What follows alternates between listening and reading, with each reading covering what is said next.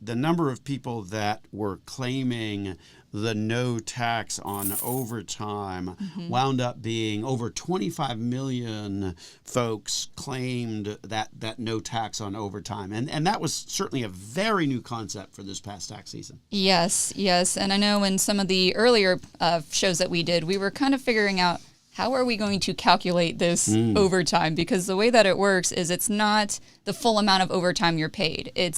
So if you're paid time and a half, it's a half that's above your base pay. So the question was, how are we going to calculate this?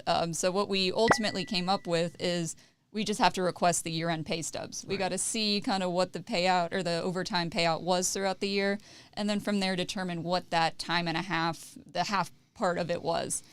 But what was actually a pretty pleasant surprise is a lot of the Form W-2s had that amount calculated for us. So I'd say about a third of them had it already calculated, so they were kind of planning ahead for this specific deduction, and that really did help a lot of our tax clients. Because next year that is going to be a mandatory part of the W-2. Right. Right. The bill passed. They didn't have enough time to kind of update the forms and all of that. So it was kind of a little bit of a question mark as to how we were going to ultimately arrive at that number.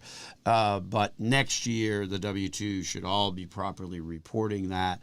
And the other thing about that, which I think is a little bit of a confusion part, is the no tax piece only applies to the half piece. It doesn't apply to the whole amount that you make working overtime. It's just the extra half piece that you earn when you're doing overtime. Right. So we actually did see some folks that had just straight overtime. There was not that time and a half.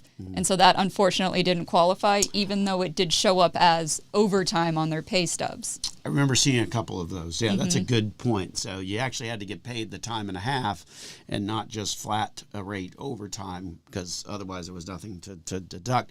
Average overtime deduction, I think, was at least nationally about 3,100. Pretty on par with kind of what we saw as we think back to the tax returns we looked at this year. Yes. So the maximum that you could claim for this deduction is $12,500 per person. So if you're married, that's $25,000.